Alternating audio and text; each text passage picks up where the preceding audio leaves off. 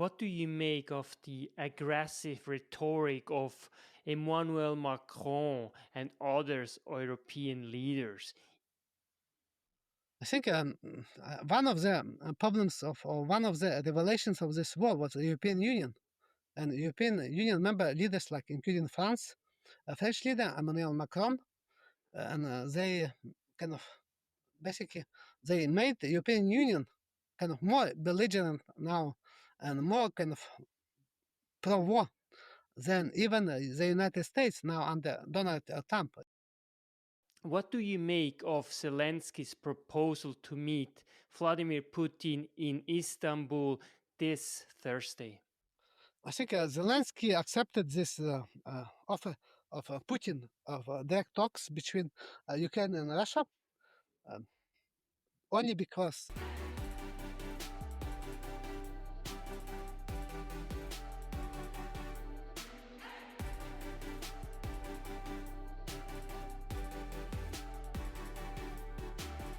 What if you turn hardship into greatness, anger into serenity? Everything changes. Make your life a masterpiece.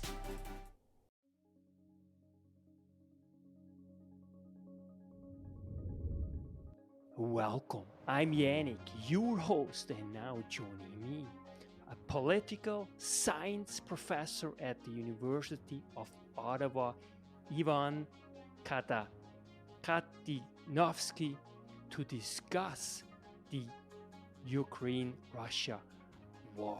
Have you ever wondered what the causes are of the war in Ukraine? What the implications are?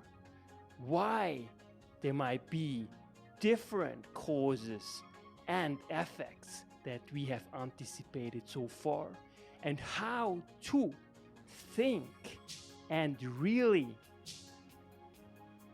resolve the conflict in a way that might be productive and constructive for both parties. If you are interested in this fascinating conversation with Professor Ivan Katchanovski, join us now. Welcome, Ivan Katchanovski, to the show. It's such an honor to have you to discuss the Ukraine-Russia war. Thank you for the invitation. It is a pleasure to discuss on this show, since I researched this topic for a very long time and have academic publications and have a new book which will be also published on this topic. So this is a very important issue also right now, if you based on the news of the latest developments, which I also follow very closely. So this is, I think, a very crucial issue and very important topic to discuss. So thank you. First and foremost, who is Professor Katchanovski in simply one powerful sentence? I'm a Ukrainian and Canadian professor who specializes in research in conflicts and politics of Ukraine since I wrote my PhD dissertation, and I specialize in this area for a very long time. So this is basically my background. But if anybody is interested, they can find my publications, books, and articles, and other publications, popular publications, media interviews on my websites, on my Twitter or X account, and other websites. You published recently a book called The Maidan Massacre in Ukraine, the mass killing that changed the world, published by Palgrave Macmillan in 2024. What initiated you to write this book in the first place? I specialize in researching political violence and conflicts in Ukraine. Since I wrote my PhD dissertation on this topic at George Mason University in the United States in 2001. Actually, I defended my dissertation one day before 9/11 happened. Terrorist attacks happened, and so I specialize in this topic, and I research all major conflicts in Ukraine, violent conflicts in Ukraine since um, Stalin's great terror in the first half of 20th century, and I examine all violence, all conflicts. And so for me, this was very natural and important to study violence which took place during Maidan in Ukraine in 2014. And I was watching this massacre happening live. And this was very important case of political violence because this massacre, this mass murder, which was televised, basically live. I was watching this live when it happened from Canada. So this led to violent overthrow of the Ukrainian government, and this escalated into further conflicts. This led to Russian response in terms of annexing Crimea, which was a pro-Russian region in southern Ukraine. This also led to or escalated into civil war and Russian military interventions in Donbass, in eastern Ukraine, and this ultimately led to the war between Russia and Ukraine, which is also became a proxy war between West and Russia in Ukraine. So this is a very important case of political violence to research, and I studied this from the start when it was taking place, and I researched this massacre for more than now 11 years, and I still doing this. I still research this new developments which taking place, including very important decisions which were issued by Ukrainian judges and courts based on the trial just in the last months, and also last 2 years, 2 years ago. Why do you think it is particularly important now that we understand the Maidan Massacre in order to get a grasp of the underlying issues that potentially caused the Russian invasion in Ukraine? I think this is important to understand origins of the conflicts. Without understanding actually how this conflict started, how this war was basically kind of initiated, which is started like with Russian invasion of Ukraine on February 24th, 2022. But this conflict going back to 2014, to the Maidan, and this was the start of this conflict between Russia and Ukraine, which, as I mentioned, escalated subsequently, and. And this is, I think, very important to understand the origins of this war, because media and politicians, they often do not talk about this. They just ignore this massacre. They deny this massacre, any involvement of any other actors in this massacre, with the exception of government forces, which is standard narrative promoted by all major mainstream media, with some notable exceptions. And also, this is massacre is very important to understand not only these conflicts, but also to help to resolve this war, to have a peaceful resolution of the war in Ukraine and conflict in Ukraine, because without understanding this, the start of this conflict, hidden origins of this conflict, it's not possible actually, or would be very difficult actually to resolve this war and end this war and resolve conflict in Ukraine peacefully, and to have again understanding what actually happened during this war and this massacre which took place in 2014. And you pose a question in your book: which parties of the conflict massacred Maidan protesters and the police? Which really sounds very provocative, because most of the people, they think that it was the government, the Yanukovych government, who massacred these protesters and also the police. So what challenges did you personally encounter when you started researching and ultimately came up with a thesis, with an argument that may go by and large against the mainstream?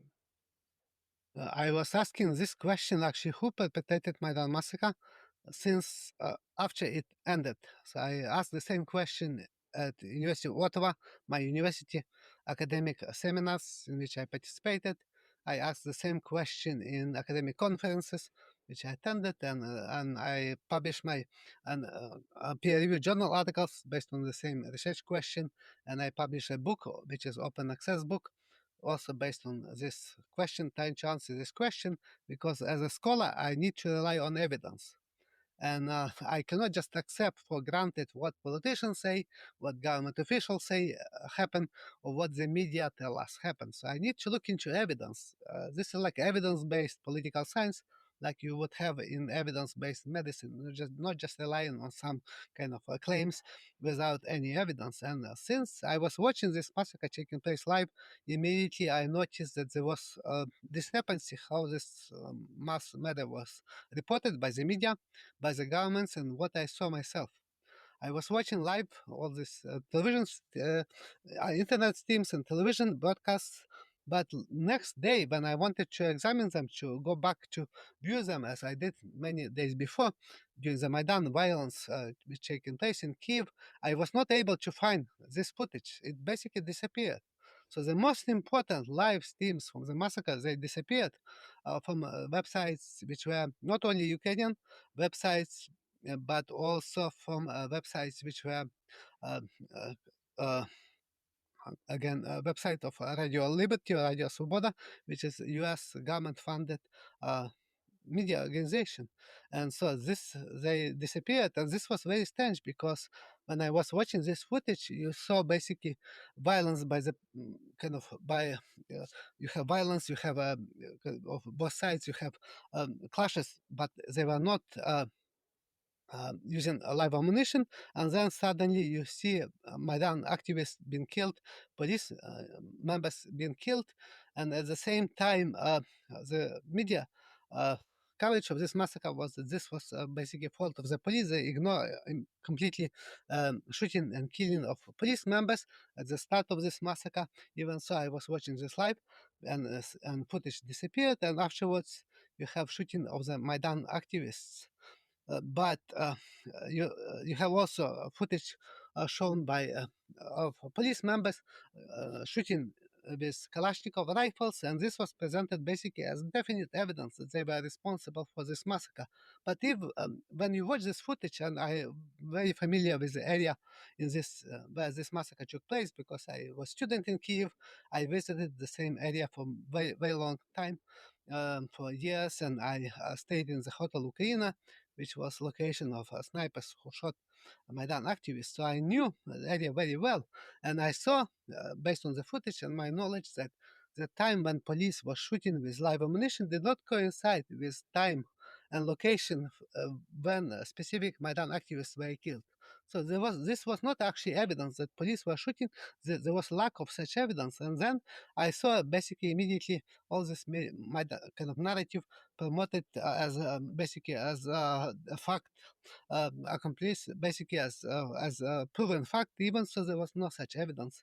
And afterwards, you have appearance of variety of evidence, like a phone call between Estonian foreign minister and head of European Union, foreign affairs for European Union, in which they discuss information that there was involvement of Maidan opposition in this massacre. So I decided to do research, to do academic research. I collected all available data, videos of this massacre in different languages. I examined witness testimonies. I examined the Maidan massacre trial and investigation videos, which were presented at the Ukrainian trial, which was taking place since 2015 and ended in 2023. So I look into Maidan Massacre trial verdict decision, which was issued by this by this uh, by the jury basically and judges who conducted this trial, and this was 1 million long text of this verdict. So I look into all this evidence, and based on this evidence, I did my research, and this is very different because nobody else did this research. They just rely on kind of on narratives which are promoted by the governments and the media without actually looking into evidence if this is actually based on evidence or not. So now to go a little bit back, because we have to ask the question, and you mentioned it, that to some extent there are two actors. On one hand, Russia. On the other hand, you have the West. And to some extent, we understand it in a way that it's almost like a proxy war But we have to go back. What happened, especially in the 90s, when the Cold War ended? What were the legacies that we still can see today and that potentially led to the push out of Yanukovych, which is pro-Russian? And also, I would like you to really tell us what we mean when we say pro-Russian or anti-Russian. So Yanukovych was a pro-Russian president, and he was democratically elected by the Ukrainian people. Yes, and I examine also Ukrainian politics and conflicts and elections and public opinion in Ukraine going back to 1990s. And now I also finishing writing a book, encyclopedic book of Ukraine since independence in 1991. So based on my research, I can say that there was a clear division in Ukraine between Western Ukraine and to a lesser extent Central Ukraine, which includes capital of Ukraine, Kyiv city, and Eastern and Southern Ukraine. And I'm originally from Western Ukraine, and these regions are very kind of nationalistic, pro-Western in terms of their orientation, while Eastern Ukraine and Central and Southern Ukraine are historically pro-Russian regions, and they supported pro-Russian candidates in all elections since 2000, since 1991 until 2014, when there were major pro-Russian parties, including Party of Region, led by Viktor Yanukovych, who was elected as president of Ukraine before Maidan, and also Communist Party of Ukraine. They were basically prohibited. So after and elections became not a free and fair, as relatively as even so they were before, relatively free and fair compared to what happened since 2014, since Maidan. So in all of these elections, there was a clear conflict or kind of or potential conflict, cleavage between Western Ukraine, which was very pro-Russian, pro-Western region, sorry, pro-nationalistic, pro-Western region, and pro-Russian regions, pro-communist regions in eastern and southern Ukraine, including Crimea and Donbass, especially these two regions. And based on my research, based on my dissertation and my book, which I published in Germany by academic press, I call this cleft countries. This division goes back to history because Western Ukraine used to be part of Poland, Austro-Hungarian Empire, Romania, and Czechoslovakia until World War II, until World War One, while Eastern Eastern and southern Ukraine was historically linked to Russia. It used to be part of the Russian Empire and had a very significant Russian minority and Russian majority population in Crimea. So in this case, there was kind of potential for conflict in Ukraine because Ukraine was regionally divided as one of the most divided countries along regional lines in the world, and also many people in eastern and southern Ukraine also spoke Russian. Most of them spoke Russian, while people in western and to a lesser extent central Ukraine were speaking Ukrainian language as a main language or native language. So there was such also language division, but the most important divisions were political divisions, and this conflict manifested themselves itself also during Maidan, because majority of Maidan activists and protesters who were taking part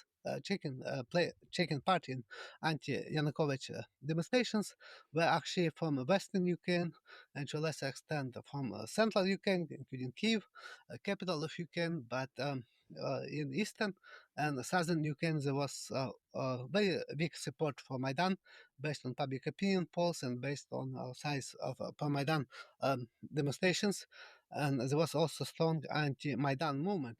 And Yanukovych, he was originally from Donbass region of eastern Ukraine, which is pro-Russian region, historically pro-Russian region, and he led Party of Regions. But Yanukovych was he described as pro-Russian president, and what it means, basically, what it means to be pro-Russian in Ukraine, according to my definitions and my articles, that they supported not basically they do not support annexation of Ukraine by Russia. They do not support a common state with Russia, but they supported kind of economic union, basically similar to European Union, kind of with Russia, which was called Common Economic Space or Customs Union, led by Russia. So they supported also closer economic relations and closer political relations between Russia and Ukraine, but still remaining independent Ukraine. And they also supported, including Yanukovych, they supported basically also making Russian state second state language in Ukraine in addition to Ukrainian language. So this is what it meant to be a Russian politician. And but there were also some pro-Russian organizations which supported joining Russia, but these organizations were limited to Crimea. Especially in the 1990s, they wanted to join Russia, and they also there was a pro-Russian movement, kind of which was separatist movement in Donbas region of Ukraine, and this is what I also describe in my book and my dissertation and articles, that there was potential for similar kind of conflict based on pro-Russian separatism, which actually happened since 2014 after overthrow Yanukovych. You have not only annexation of Crimea by Russia, but this region, majority of people supported actually joining Russia because they were ethnically Russian, and according to public opinion polls in Crimea, there was very strong support for joining Russia or independence from Ukraine. And Donbass, the same, a similar situation. I conducted public opinion poll. I commissioned public opinion poll in Ukraine in April and May 2014, and a majority of residents of Donbass supported different forms of separatism, including joining Russia or independence of Donbass or autonomy within Ukraine. So this is, I think, very important to understand that Ukraine was divided along regional lines between pro-Russian, pro-Western politicians, but this division did not mean necessarily that pro-Russian politicians wanted to kind of were against Ukrainian independence. They were like many of them were oligarchic politicians linked to oligarchs, very rich kind of businessmen and or business persons who got their wealth because of the connection to the government, to the politics. And this is kind of, they acted also in such interest, not only political interest, but also economic interest, because they wanted to enrich themselves, including Yanukovych. He was basically linked to such oligarchs. It's also very important to mention that you predicted the collapse of the Soviet Union, and therefore you were not allowed to go into Russia and pursue your further studies. Yes, when I was student actually in Ukraine at the time of the Soviet Union, I had to kind of write my final thesis, undergraduate thesis in university in Kiev in 1990, and I submitted my research proposal. I submitted my thesis proposal to my advisor, and he said that he would not could no longer be my advisor. He said that he kind of told me that I have to speak to administration of my university. And when I talked to the dean of my faculty, the dean of my faculty told me that I would be expelled from my university if I were to write my thesis, what I proposed to do. Because in my undergraduate thesis, I wrote that in my undergraduate thesis, I said I'm going to use my kind of a thesis based on the Western theories of Western economists and sociologists like Max Weber, Alfred Marshall, Keynes, and Friedrich Hayek. So this is like Western classical economists, and I did this. And Max Weber, who's a classical sociologist.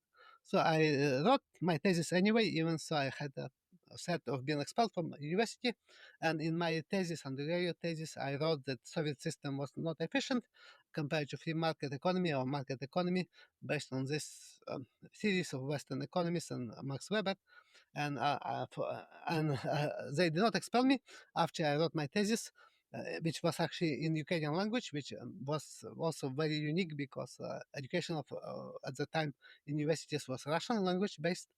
So I wrote this thesis, and instead of kind of expelling me from university because of politics changed, I was I was given basically C mark, a C grade for my undergraduate thesis for this reason, and this meant even so I have all other excellent grades, I could not go for this reason to study for graduate school to continue with graduate education. I wanted to be a professor, but it was not possible to do this in the entire Soviet Union because I needed to have a recommendation from my university, and obviously I could not get such a recommendation to apply to graduate school at the time. So this meant again that basically I was punished and prevented from going to graduate school because what I wrote in my undergraduate thesis. Which actually was supported later because Soviet system collapsed. I said that the Soviet system would collapse, and it's actually collapsed in 1991, and Soviet Union also collapsed. And only afterwards I was able to continue my education. I went to graduate school in Czech Republic at the Central European University, and later moved to the United States, where I got my master's degree and PhD. Do you think, according what you have just said, that the fall of the Yanukovych government, was it legit, or was it somehow facilitated by a certain fraction, not just within, but potentially also beyond Ukraine, that thought that this will be convenient? Yes, basically, Yanukovych was overthrown with involvement of Maidan opposition, elements of Maidan opposition, which included far right elements from the right sector and from Svoboda Party, which combine basically radical nationalism with some neo-Nazi elements, neo-Nazi organizations, openly neo-Nazis, and also they were doing this in alliance with oligarchic politicians and parties in Ukraine, which were pro-Western but basically linked to oligarchs who have control over media and so on.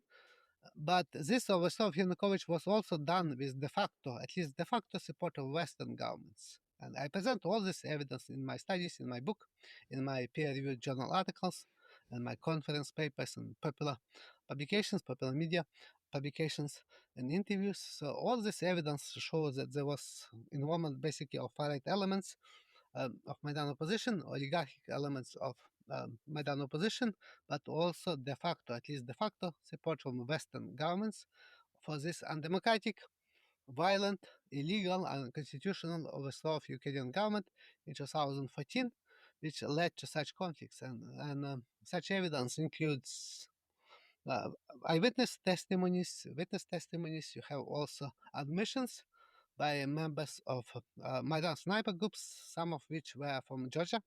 They testified that they were from Georgia, and they basically were told by Maidan opposition leaders to massacre both Maidan activists and police.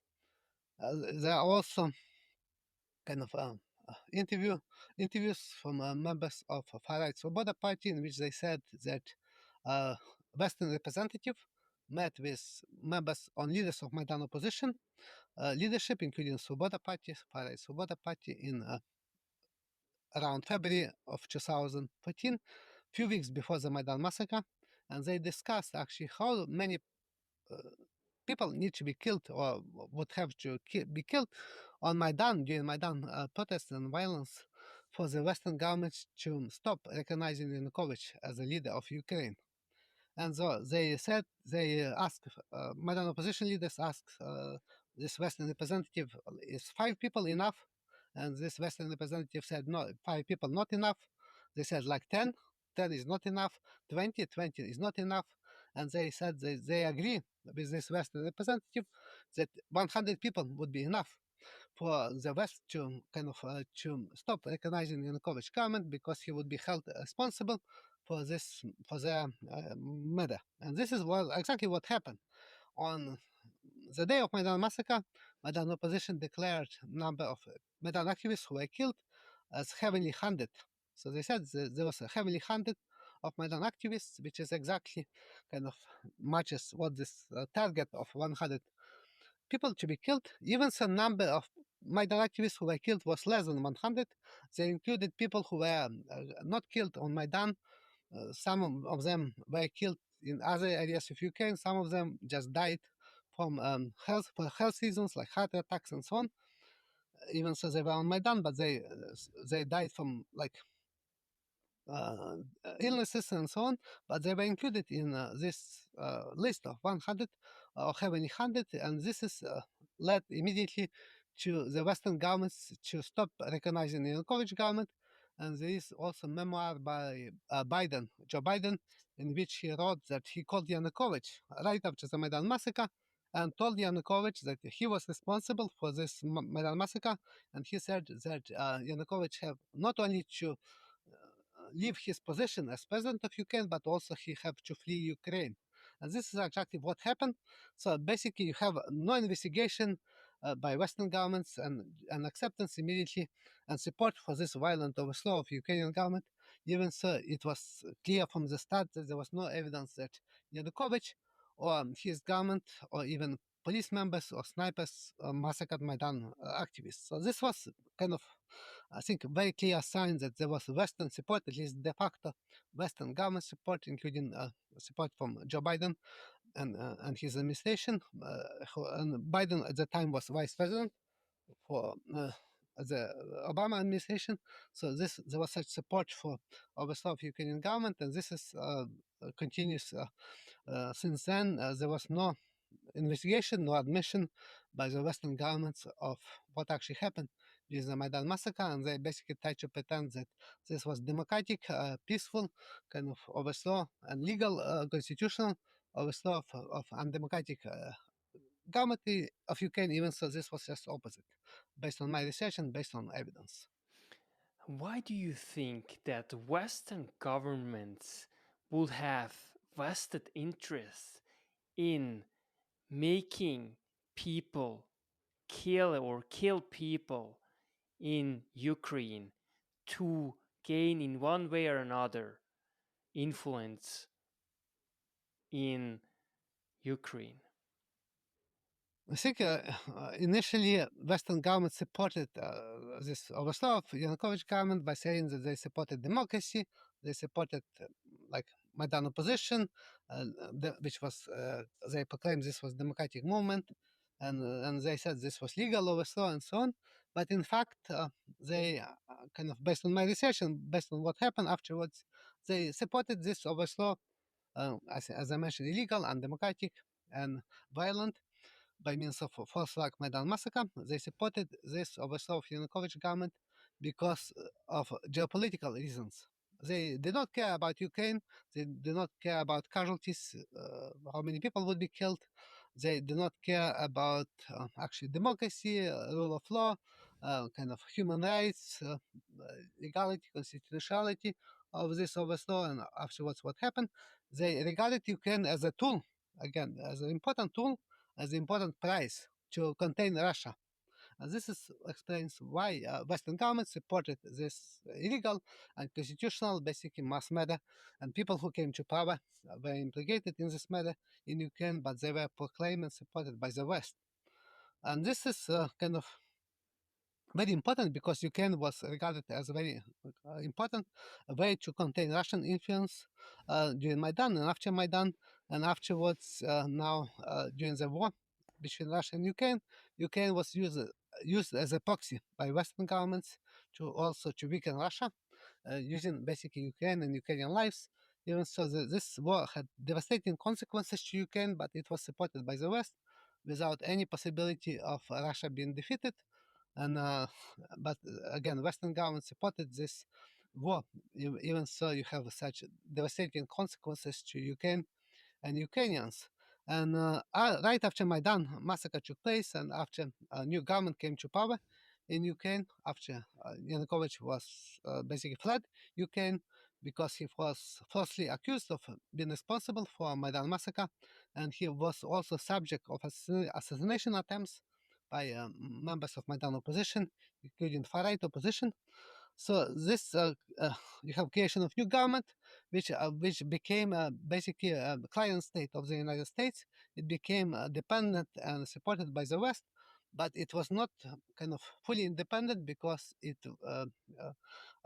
there is evidence and a variety of evidence, including phone call between Nuland and U.S. ambassador in Ukraine before Maidan, before this Maidan massacre, and there's also other evidence, including phone calls between Biden and President of Ukraine Poroshenko, and other evidence, including Ukrainian media reports and even admission by Joe Biden that Western government officials, including specifically Joe Biden and other top U.S. government officials, were involved in selection and or removal of top government officials in Ukraine, including Prime Minister of Ukraine, like Yatsenyuk, and Groisman, and including Prosecutor General of Ukraine. And this was admitted by Joe Biden himself. So this is, I think, very clearly shows that Ukraine became client state after the Maidan, and it continued to remain a client state even right now, when basically Zelensky just today said that he kind of reversed his position, and after Donald Trump made a statement that he has to negotiate with Putin directly, after Putin offered such negotiations. So basically, Zelensky had to follow this statement by Donald Trump, because kind of total dependence of Ukraine on the United States. And even so, he tried to kind of argue with Trump. This did not kind of end well, and Trump showed basically that Ukraine is still a client state of the United States, and has to follow his lead and his guides in terms of kind of in terms of accepting what Donald Trump wants Ukraine to do. But there are obviously some, but Ukraine is not a colony of the United States, as Russia claims. There's still a kind of autonomy of decisions of Ukrainian government since Maidan, and including Zelensky government right now. So this is kind of situation which is I think it is important to understand that Ukraine basically is just tool, a proxy, or a client state of the West, and this is done for the reasons which are geopolitical reasons, to contain and to weaken Russia, and without again caring about negative consequences to Ukraine, and many lives of Ukrainians killed during Maidan or after Maidan, in civil war in Donbass, and also now in the war between Russia and Ukraine, which is which is still ongoing and has very negative consequences to Ukraine. How does it make you feel when you look what happened over the past 10 years to Ukraine?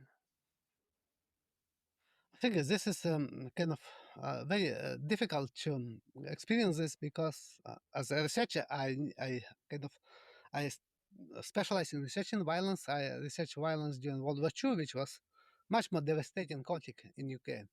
But now, when watching this, basically, when you watch people getting killed now on social media, all these videos, when I was watching Maidan Massacre, when people getting killed and their murder was televised, and so this is very difficult to watch this, because as Ukrainian, kind of I'm also concerned about Ukraine and future of Ukraine, and for me was just terrible to watch and experience, because I knew actually that this conflict could have been prevented and avoided, and the same could have happened with Maidan. So Maidan massacre was easily avoidable and prevented, and it was easy to prevent escalation and avoid escalation of the conflicts after Maidan by trying to resolve this Maidan massacre and punish and identify and prosecute those who were responsible for this mass murder. But this never happened. So I was basically watching all this conflict escalate from one conflict to another, with much more negative consequences to Ukraine each time. Even so, all the media coverage, all the politicians were saying opposite.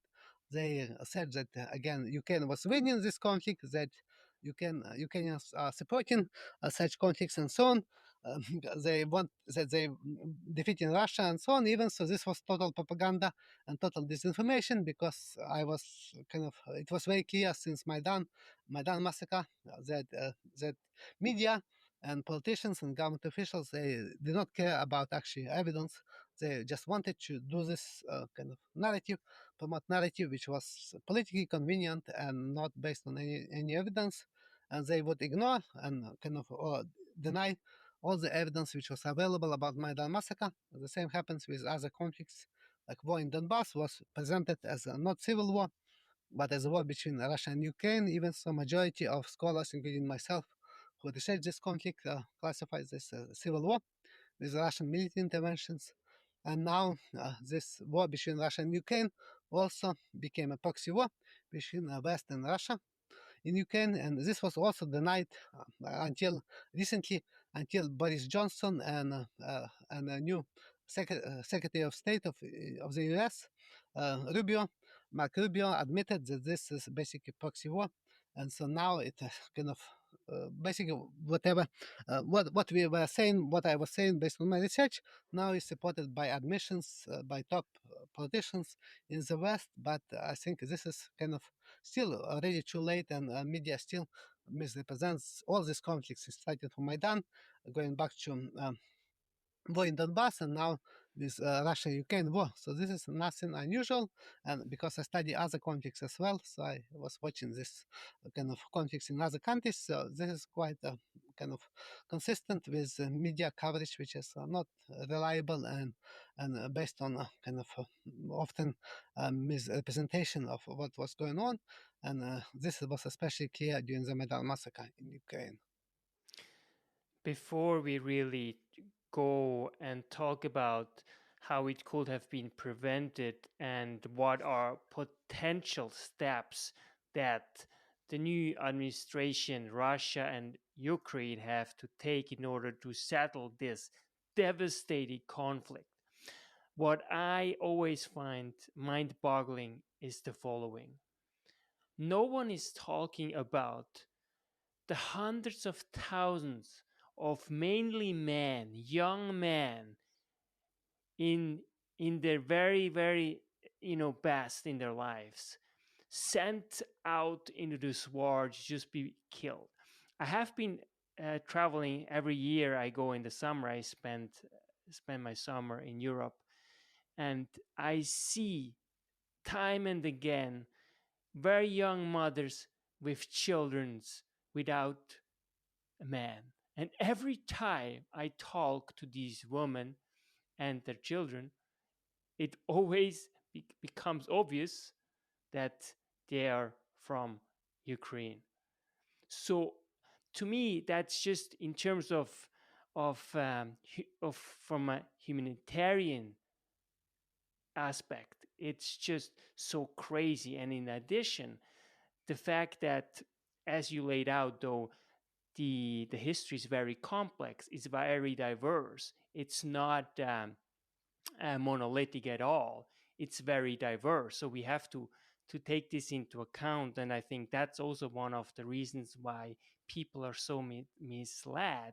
I mean, there's still people who argue seriously, say that the Russian invasion is simply a way in order to reestablish the Russian Empire. So, my question is, do you think Russia is the threat to Ukraine and the West as it is portrayed by and large? I think there was a real possibility of a war between Russia and Ukraine and Russian invasion of Ukraine, and I stated this publicly in my media interviews, in social media comments and posts which before Russian invasion. And at the time, this was not kind of a popular view. Majority of people, including politicians, including Zelensky, they denied that there would be any Russian invasion. They believe that this was just Russian kind of intimidation tactics, that they assembled military forces next to Ukraine or near Ukraine, and so this was basically kind of dismissed even by most scholars, experts. This was regarded as not likely to happen. Even so, I said this is a very real possibility. This is kind of actual danger for Ukraine, but again, this went against the dominant view. And after Russia invaded Ukraine on February 24th, this was also very clear that this is, again, invasion which is not a legal invasion. This was violation of international law. But I think afterwards you have also kind of propaganda and disinformation of this Russian invasion and war in Ukraine as kind of by the West, by the Western media, politicians, and also by Ukrainian and government politicians, but also by Russian government and media and politicians as well.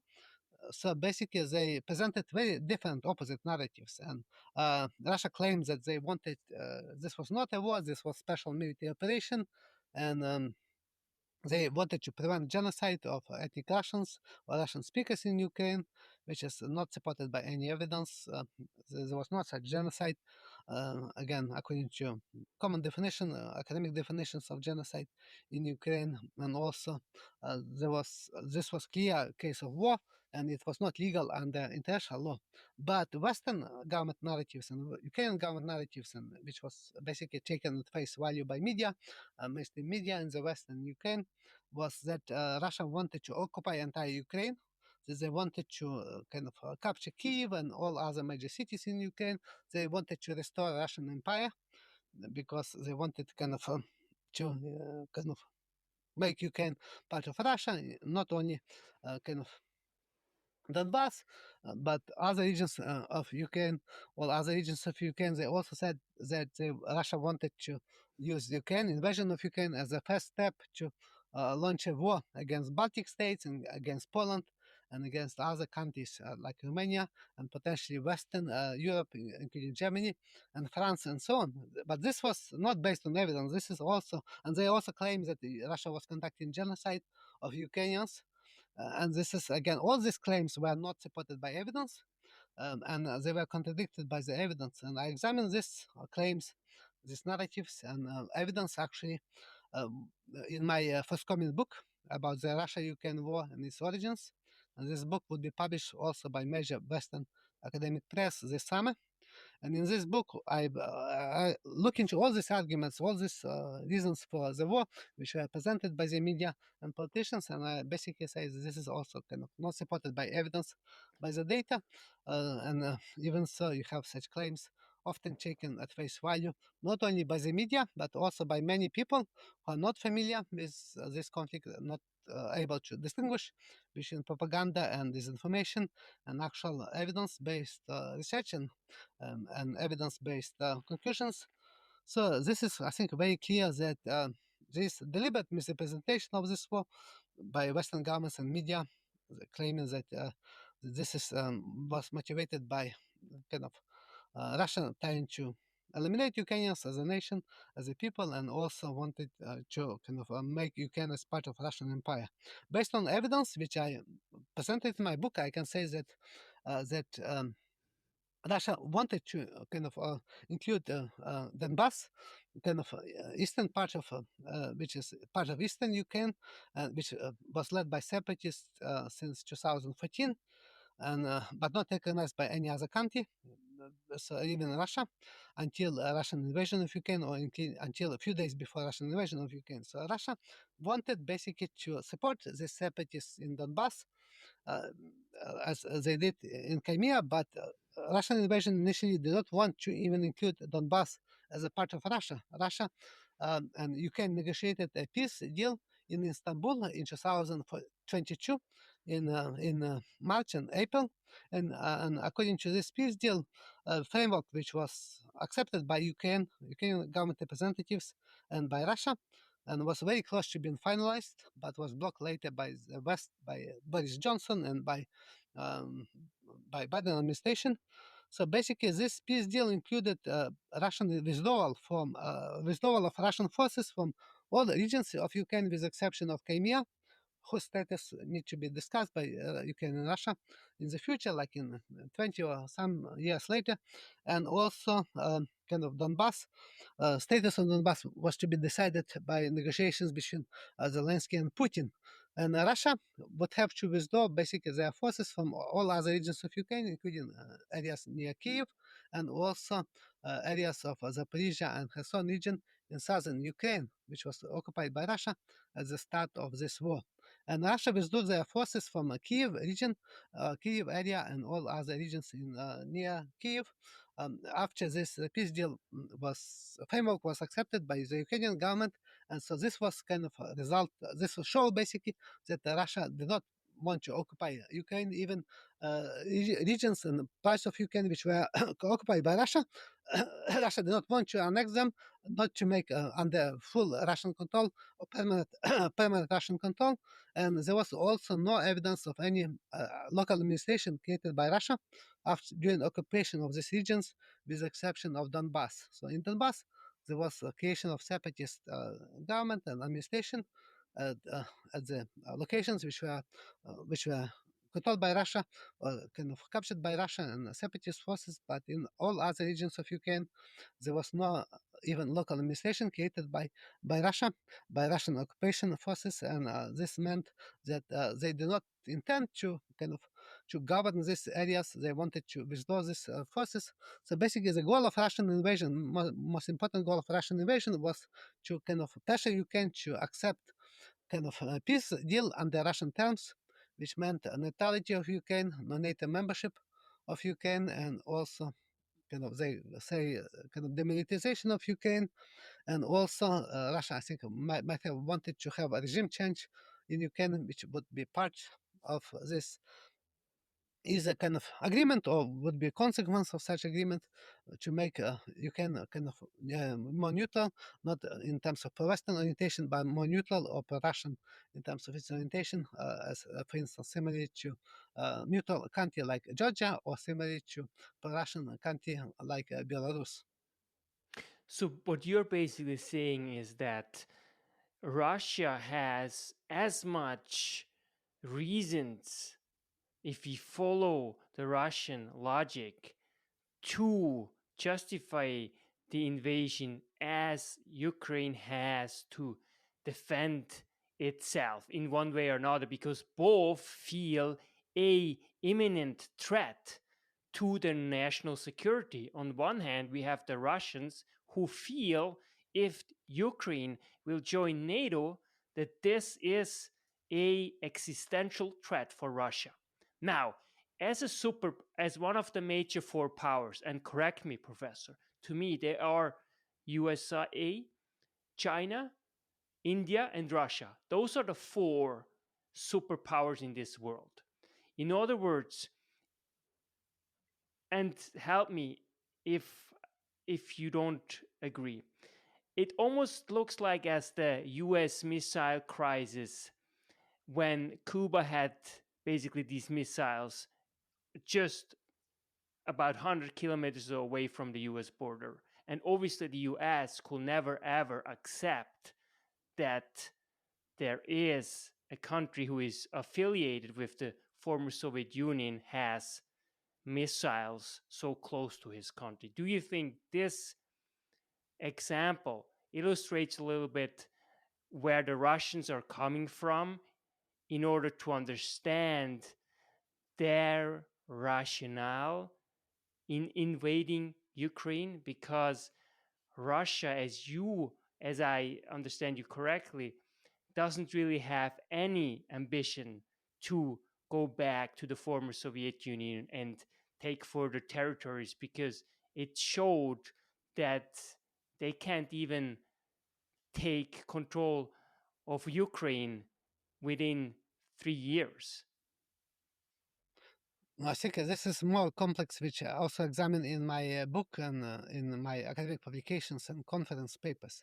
So, based on second argument or second consideration, Russia initially did not want to annex these regions, with exception of kind of supporting independence of Donetsk and Lugansk separatist controlled republics and recognizing their independence before Russia invaded Ukraine.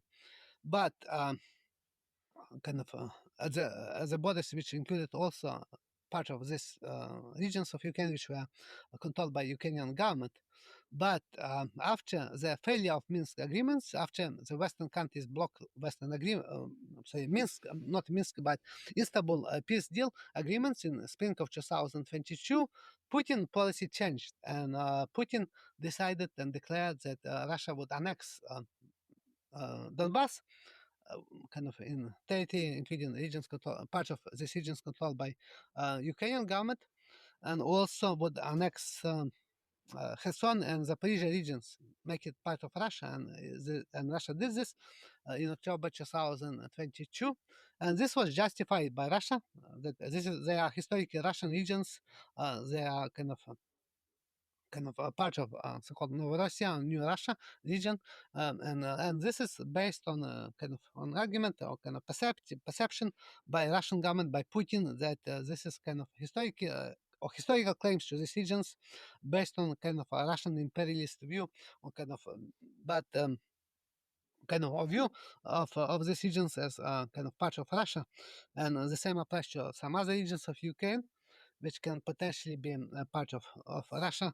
Russia can make similar claims, like for instance about Kharkiv region or Odessa region as part of historical region of Russia. Even so, kind of currently there is no evidence that Russia plans to annex these regions, but if the war continue, there is such possibility. So this such a kind of factor was important in terms of Russian kind of views of Ukraine as historically region part of Russia, as a kind of imperialist view of Ukraine.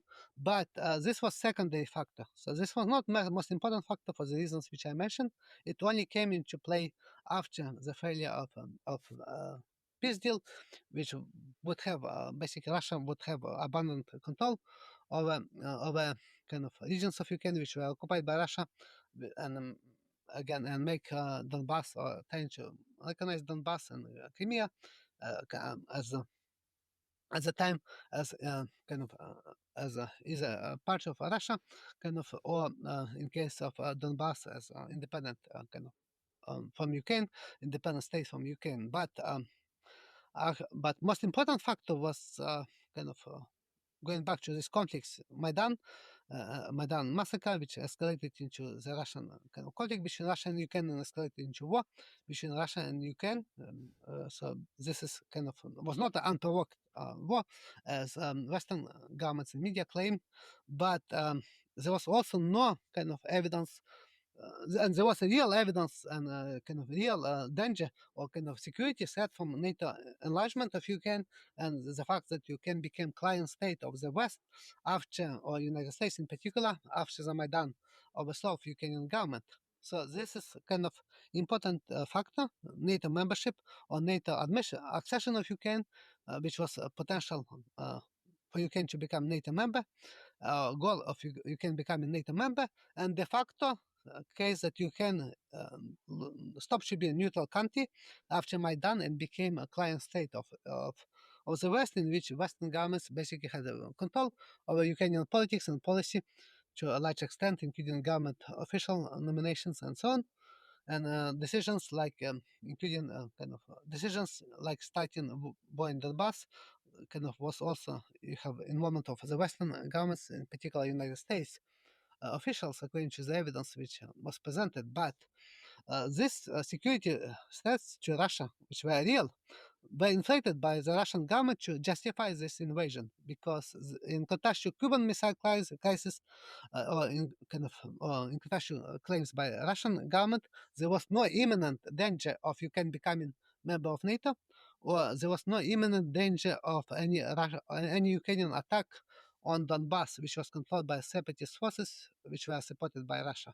So so such membership of Ukraine in NATO was not likely in the foreseeable future, and this was based on my research and now basically supported by a lot of evidence and even admissions by NATO officials, by Western government officials, and by Zelensky himself, who said basically all of them said that there was no possibility of Ukraine becoming member of NATO, that they basically lied about Ukraine, that Ukraine would join NATO and very soon. So there was no such possibility, real possibility of Ukraine becoming a member of NATO.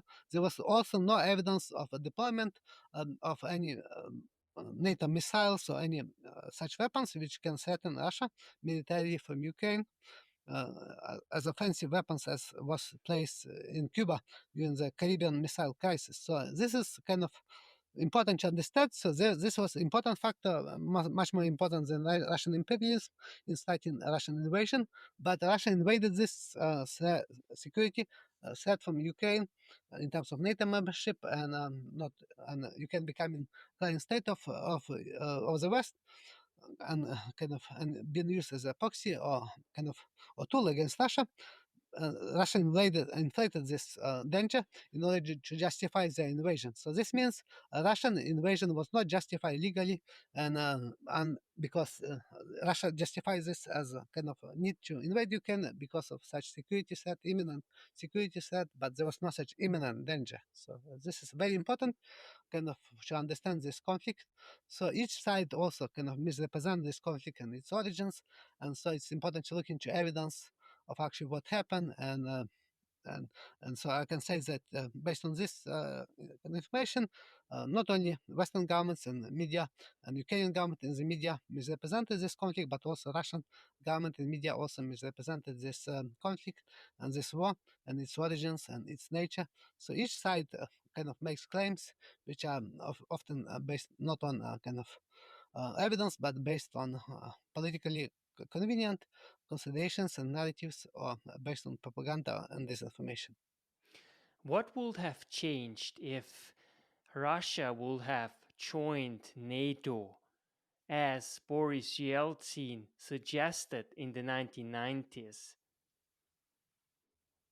I think Russia wanted to apply to join NATO, and this was not only the kind of view of Boris Yeltsin after collapse of the Soviet Union in 1991, but also Putin also wanted to join NATO, and he even asked Bill Clinton, who was at the time U.S. president, that kind of he said that to Bill Clinton that Russia wanted to join NATO, and basically Bill Clinton and other Russian and other Western government officials basically rejected this idea out of hand. This was not possible.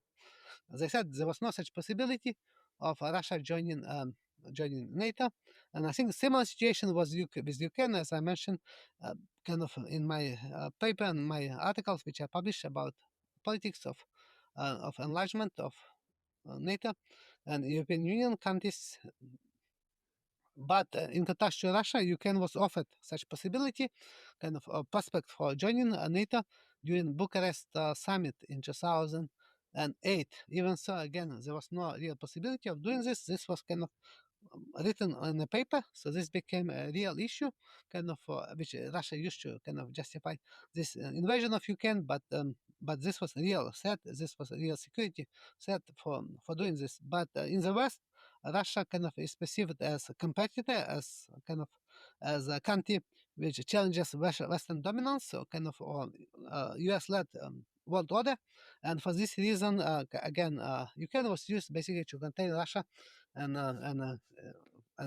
during the war it was used to weaken Russia, but kind of. But again, this does not justify a Russian invasion of Ukraine, which was illegal under international law, and Russia inflated claims about kind of dangers and security set from Ukraine based on these considerations. But I think this is very clear that Western governments do not want to treat Russia as equal country or kind of accept this into Western club of NATO, military alliance of NATO, because the purpose of NATO basically was to contain Russia, and it was organized by the West in, I think, in 1949, specifically to contain Soviet Union, and Russia was regarded as a successor to the Soviet Union, and NATO was remaining in place, and not only remaining in place, it started to include many countries which used to be part of the Soviet-led Warsaw Bloc countries like Poland, Hungary, and Czech Republic, but also included like Baltic states, which used to be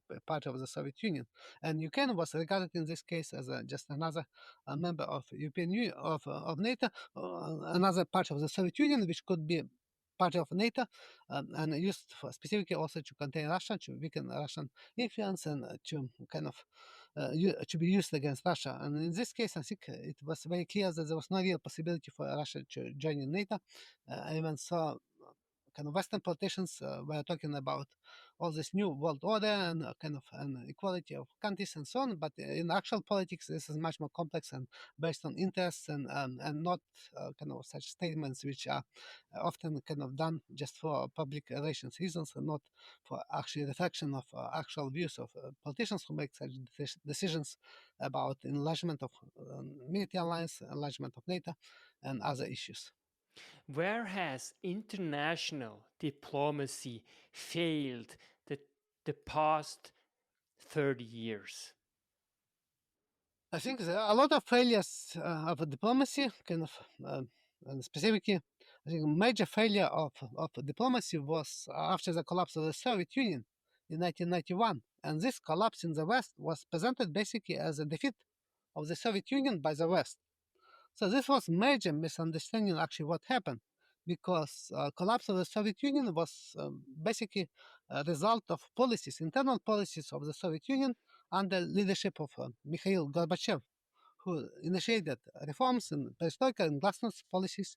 So this led to collapse of the Soviet Union, specifically because of kind of also countries which or republics which from Soviet Union, in particular Baltic states, and also like republics like Georgia, Moldova, and later Ukraine. They decided that they wanted to become independent countries after the attempt of specifically after attempt of a coup.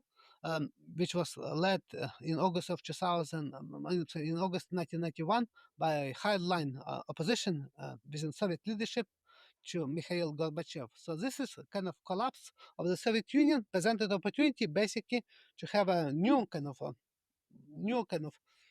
policy, kind of abandon or eliminate the NATO alliance and to end this conflict, which was defining conflict of Cold War between Soviet Union and the Western-led NATO.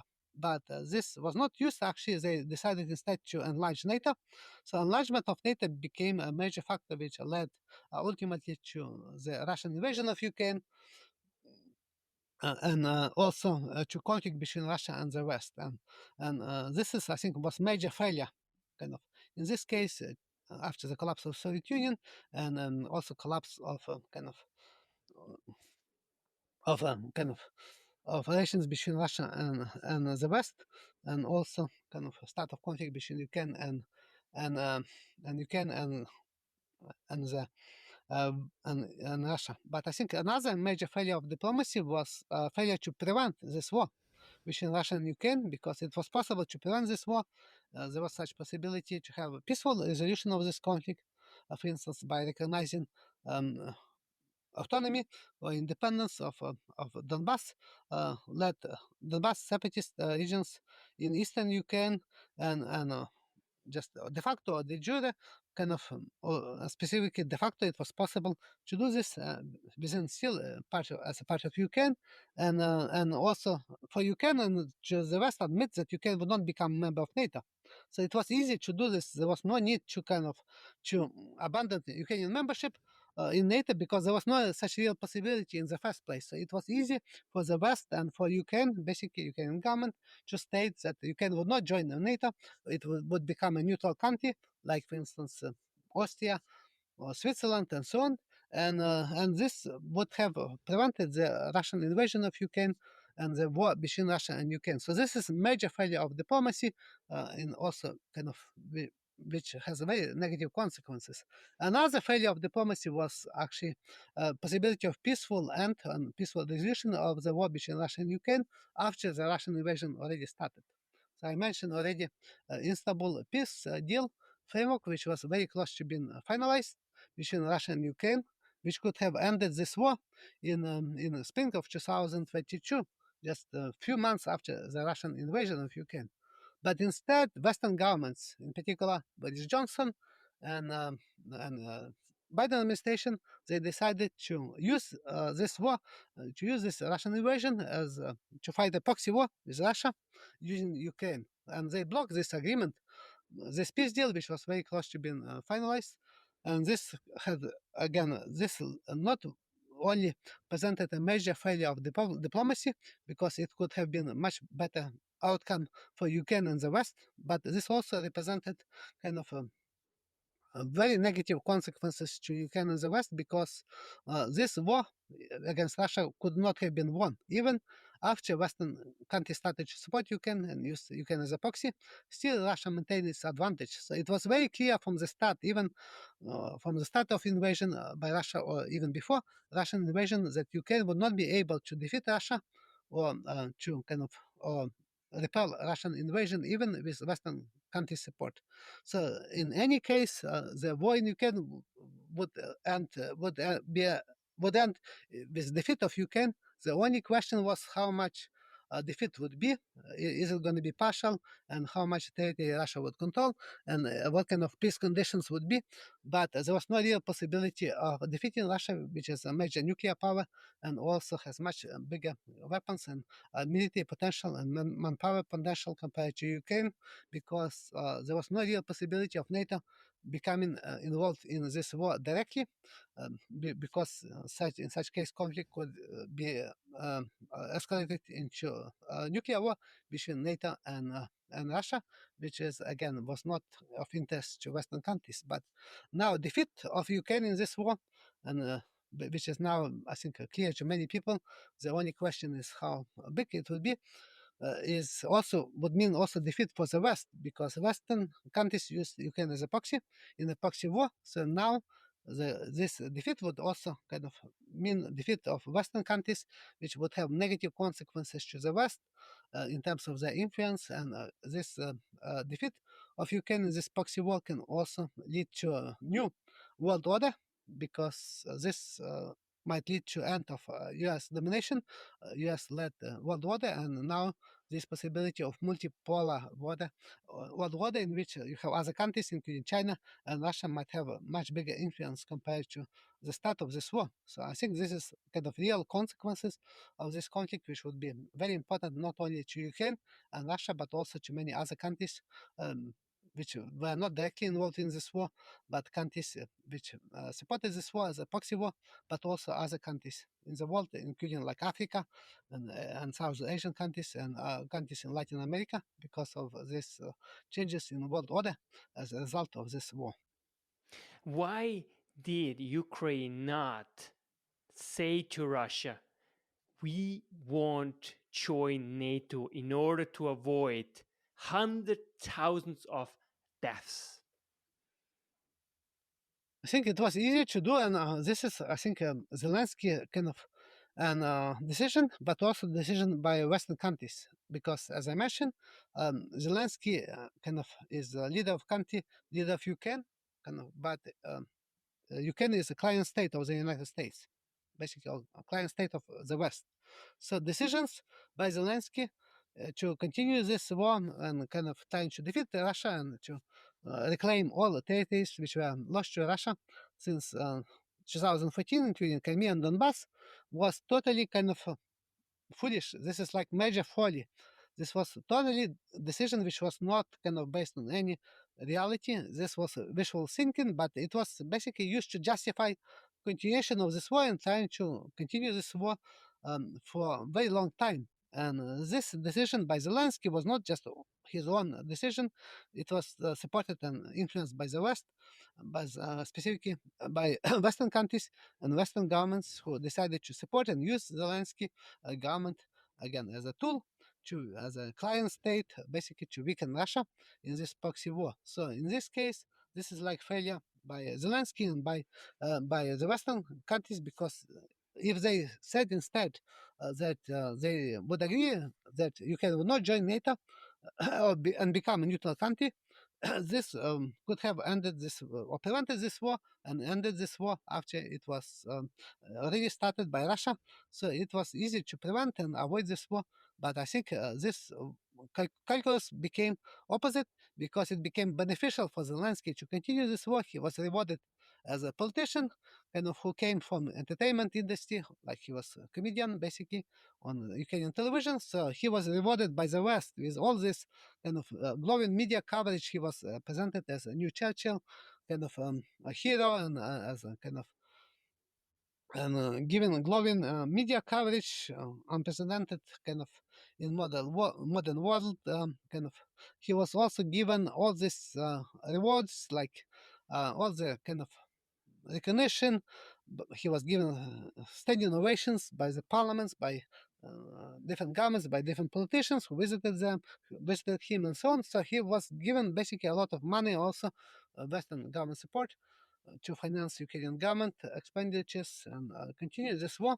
He was given weapons to do this. So basically, he was rewarded for So for fighting this war, for kind of not preventing this war, instead of seeking peaceful resolution of this conflict, and even peaceful resolution, as I mentioned, which was easier to achieve, or prevention of this conflict just by saying no NATO membership of Ukraine was totally rejected by Zelensky and by the West, because they claim that Ukraine can have a right to has a right to become a member of NATO. Even so, they did this publicly. Even so, they knew privately, and they admitted privately. And now this is recognized and was admitted by Zelensky himself and by other Western government officials, including from Biden administration, that they knew privately, and told Zelensky that Ukraine would never that Ukraine would not join NATO in foreseeable future. So this is, I think, basically this is just I think this is quite I think not only foolish decision, because I think this was also deliberate, specific decision, specifically to create this incentive for Ukraine to believe, and that Ukrainians should believe that they actually would be able to become part of NATO and would become part of NATO alliance and would be protected by the West in the future if they would be able to contain Russia or defeat Russia. But this was totally fake. This was a misleading kind of incentive for Ukraine. Ukraine would never again be offered this, and and this is what I've predicted in my research and I mentioned in my research, but again, all the media coverage was totally opposite. They said that Ukraine would join NATO. As I mentioned, politicians were talking about Ukraine becoming member of NATO. Even so, it was easy to avoid all of this and saying that Ukraine would not just join NATO and would become a neutral country, but this opportunity was not used. Even so, Zelensky basically admitted this and de facto accepted this in an agreement which was very close to being finalized in Istanbul in spring of 2022. What has Zelensky have to do when it comes to the fallen soldiers and the wives and families there are left behind? I think there is a very big issue in Ukraine because, according to my estimates, the number of Ukrainian forces members who are killed in this war now would be at least 150,000 um, members and forces killed in action during this war, and about 600,000 wounded, based on typical ratio of wounded to killed. So this is, I think, very kind of very large casualties, which would be the biggest number of casualties in Europe, in Europe since World War II, and would be so have a tremendous effect on Ukraine and Ukrainian society for a long period of time, because this war, as I mentioned, could have been prevented, avoided. All these casualties, all these people could have been alive and not been killed in this war, which could not be won by Ukraine. And this was clear from the start, again, based on research which I conducted. But again, this was not recognized. So Zelensky, instead, he took all Ukrainian media under his own control after the Russian invasion. So he promoted this view on the media, kind of on Ukrainian television channels, which are basically became government-led channels, just kind of spreading propaganda by Zelensky. So there are no debates, no questions asked in Ukrainian media about Zelensky and his policies, and number of casualties is regarded as a state secret.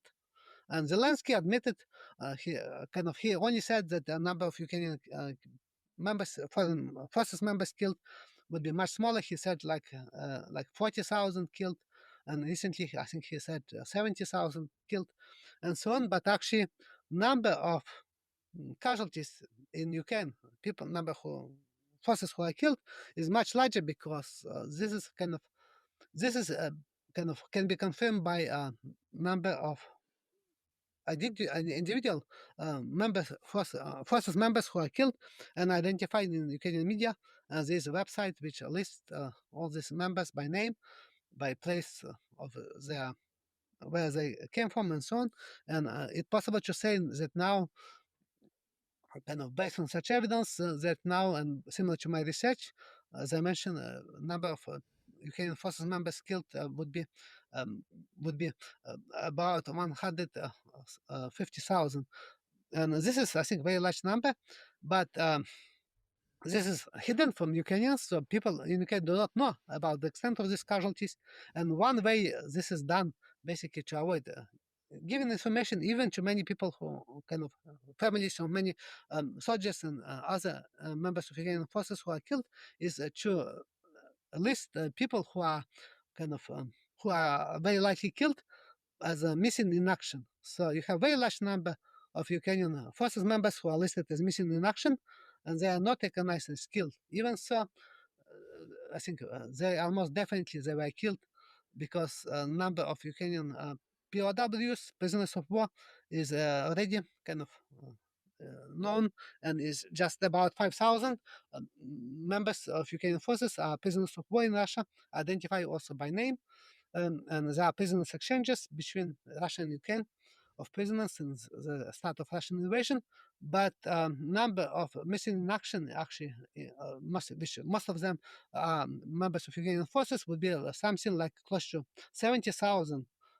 So this is a very large number, and so this means that again, many people actually do not even know that their members, their relatives are killed, and many Ukrainians do not know the extent, very heavy extent of casualties of Ukrainian forces members um, who are listed as killed or missing in action because media does not report this. There is no admission by Zelensky and his government officials. This is a state secret, basically, and they misrepresent the number of casualties as very small, and they claim instead that the number of Russian forces members killed is like 10 times higher, that Ukraine is winning this war by defeating Russia, which is totally, I think, not supported by evidence, because according to my research and estimates of casualties, actually number of Russian um, forces members who are identified by name by BBC, Russian service by BBC, and other sources would be now about 100,000, and plus about 20 or 25,000 members of Ukrainian separatist forces in Donbass who now are fighting along with Russia, also killed in according to BBC estimate. So this is, I think, kind of also evidence that there is no kind of a possibility for Ukraine to defeat Russia, and for the but Ukrainian kind of media and Ukrainian politicians, and specifically Zelensky, misrepresent this specifically, and not even talk about casualties of Ukrainian forces in order to kind of continue this war, because otherwise people would not be willing to fight, and there already uh, kind of number of volunteers to join the Ukrainian forces became close to zero, a very small number. Nobody wants to join voluntarily such and go to war with Russia. So you have a lot of videos and other evidence of forced mobilization when people are captured, men are captured on the streets by press gangs, by military officers, by mobilization officers. They just snatched and put in buses, and with very limited training, they are sent to fight against Russian forces, and many of them are killed and died or are wounded or missing in action. And also, you have a very large number of desertions from Ukrainian forces, which is more than 100,000 and growing number. So this is, I think, clear evidence that kind of this deliberate strategy by Zelensky to avoid talking about this issue and misrepresent casualties of Ukrainian forces, kind of members, and list them kind of as missing in action, or not to report this to Ukrainians, and not to tell these Ukrainians and mislead them that the actually a number of casualties is much higher in Russia among Russian forces, even so this is not the case based on all evidence which I examined. What do you make of the aggressive rhetoric of Emmanuel Macron and others European leaders? I think one of the problems of, or one of the revelations of this war was the European Union. And European Union member leaders, like including France, French leader Emmanuel Macron, and they kind of basically they made the European Union kind of more belligerent now and more kind of pro-war than even the United States now under Donald Trump leadership. And this is, I think, very kind of important, because the European Union was regarded as an economic organization, and France was kind of had a reputation and kind of and distinction as being independent country, kind of more from the West, kind of from the United States, led the order under President de Gaulle and other even recent French presidents. So France did not support U.S. invasion of the war in Iraq.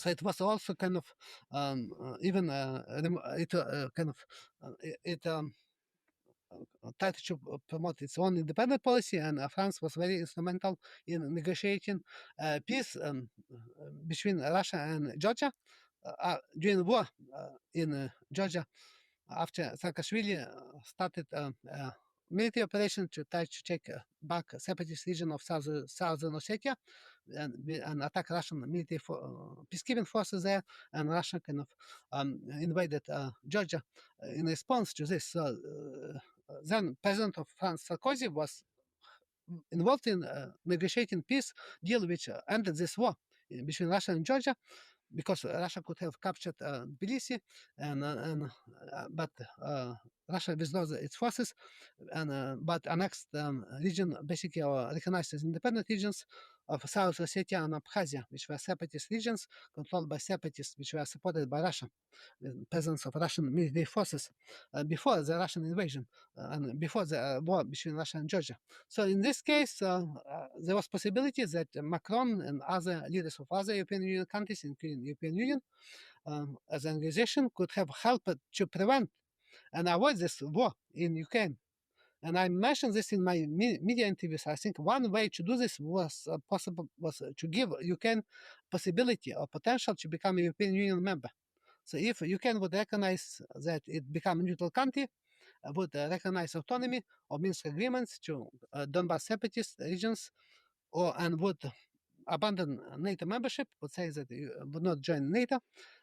In exchange, Ukraine could have been offered by European Union countries or leaders and European Union itself possibility of joining European Union as incentive to resolve this conflict. But at the time before the Russian invasion, European Union, including leaders of countries like France, did not recognize Ukraine as an even potential member of European Union.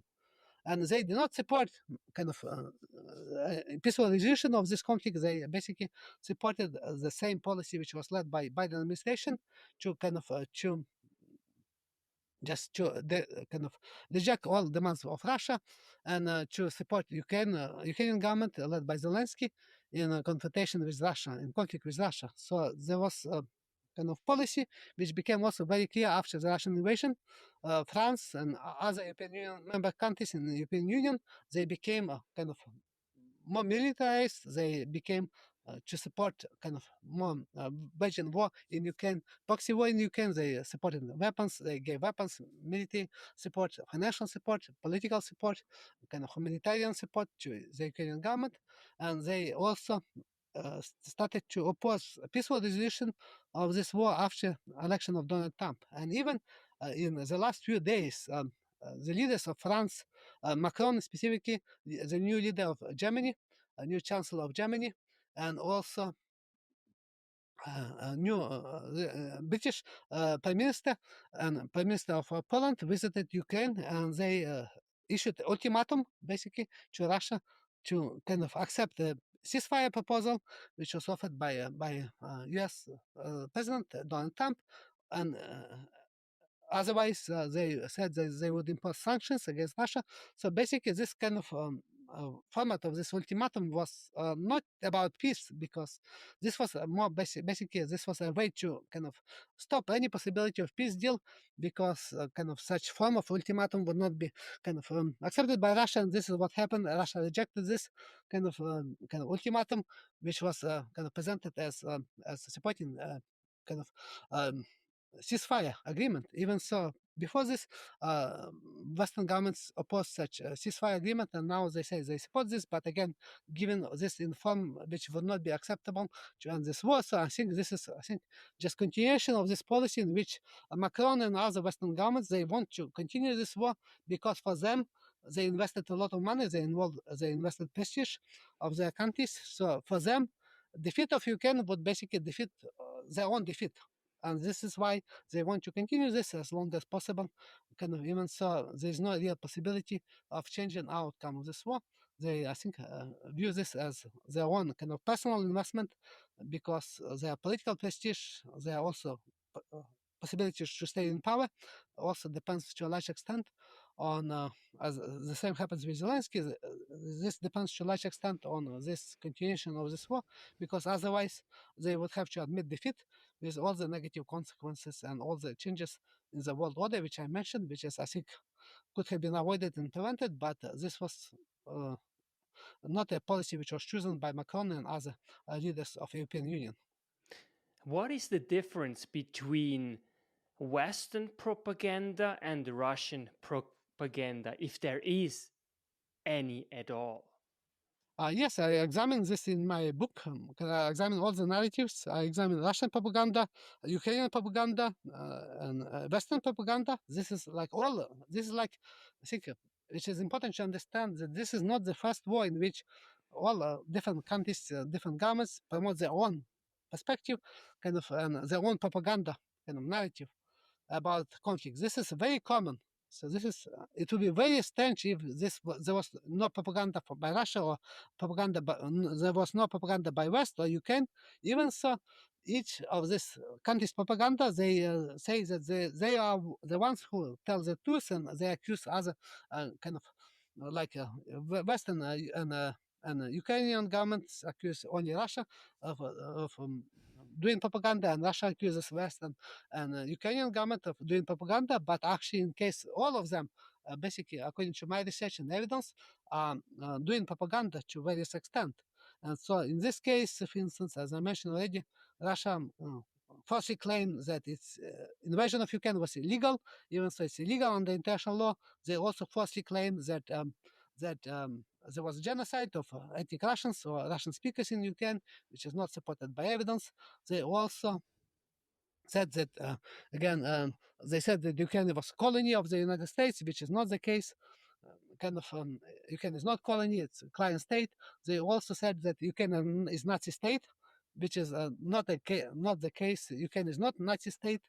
There is no Nazi government of Ukraine, but there is very strong and powerful again kind of far-right and including neo-Nazi movement and politicians neo-Nazi movement and neo-Nazi organizations which have now control over very large military formations in Ukraine, specifically by Azov movement and Azov brigades, and now kind of even larger formations. So in this case, but the Western governments deny, and in Ukrainian governments they deny that there were any kind of influence of neo-Nazis in Ukraine. So this is also propaganda.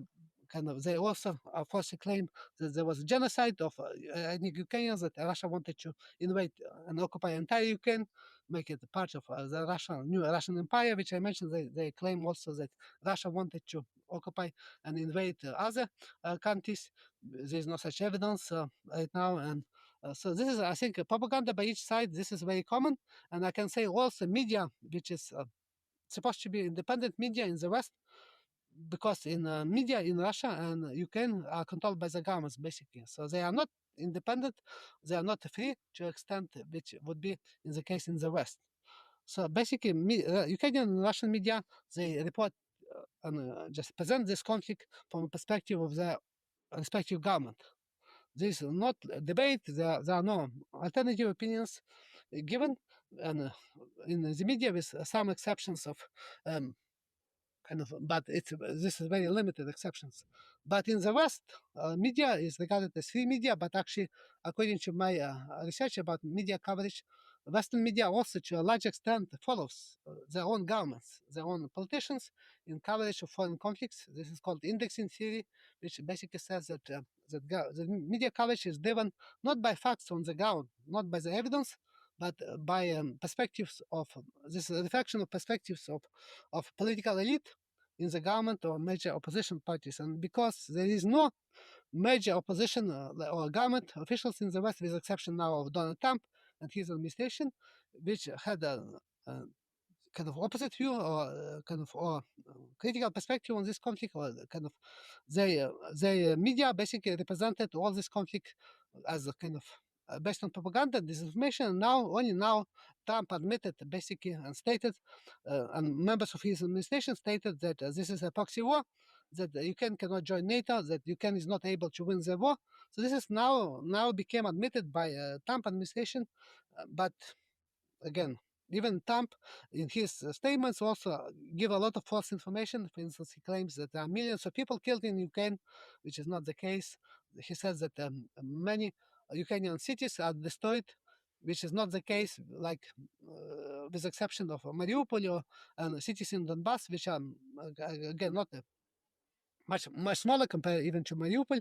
This is not the case. Again, many cities like in Kiev not suffer a lot of destruction in this war. A number of people killed, civilians killed in Ukraine, according to estimates of according to data from United Nations, is about 13,000, including almost 3,000 in Russian control part of Donbass and other regions of Ukraine and separatist controlled Donbass. So in this case, there were also few thousand other casualties, which likely happened in Mariupol and other areas. So in this case, number of civilians killed are also kind of is not compatible with genocide, either by Russian or Ukrainian forces. So I think it's important to distinguish and identify propaganda and disinformation by each side, by Russian, by Western, and by Ukrainian side of this conflict, because this is what my research tells me. This is, again, you have all of these sides involved in propaganda, but to a different extent and different issues. But this is very common in any conflict to have such propaganda. So this is nothing unusual. But a lot of people just don't assume this, or they deny this, that even there such propaganda exists from another side of conflict, because this is kind of often is ignored or just rejected as out of hand. Even so, all the evidence shows that each side promotes their own propaganda narratives, and again, but not just entirely. You have kind of each side often embellishes information or kind of and so on, but it's necessary to kind of based on analysis, based on evidence, and not based on propaganda. Because as I mentioned in my book, I started my book saying that truth is the first casualty of the war, which is very common, and this is the same happened in this war between Russia and Ukraine. Truth became first casualty of this war. What is the end game? What is your prediction to end this war, and how will it ultimately end, if at all? I think it was clear from the start of this war that Ukraine would suffer defeat, because Russia has much bigger forces. It has much size of military forces much bigger, and Russia has also potential to mobilize much larger number of forces, forces members by people in its military. And Russia is also nuclear power, so it will not be possible for Ukraine to defeat Russia, because Russia, even if Ukraine were being able with Western support to kind of try to go into Crimea, then Russia would use military, not only the military forces, not mobilize military forces, but also would could use nuclear weapons in such case. So there was no possibility for Ukraine to kind of defeat Russia in this conflict, and this was very clear from the start. So I can say the only issue is what extent of defeat would be for Ukraine, and what kind of consequences of this defeat would be for Ukraine. So currently, based on this war, which became war of attrition, Ukraine is losing this war, but losing slowly, because Russia has advantage, as I mentioned, and Russia gains some territory. But it's not only territory, because Russia has advantage also in terms of military casualties, not a big one as some claims, but significant and specifically relative advantage. So Russia would be able to defeat Ukraine if the war would be continued for a longer period of time. And the only question is if this defeat will be partial, as we have right now, with gradual kind of Russia with Russia being able to take more Ukrainian territory in eastern and southern Ukraine, or if there will be a collapse of Ukrainian forces, if they would reach such a point, specifically after Western governments, specifically United States government, would stop military supplies of new weapons, there is a real possibility that Ukraine would not be able to continue this war and resist Russian forces, and there will be collapse of military front, and Russia would be able to occupy much bigger territory of Ukraine, and Ukraine would suffer basically capitulation.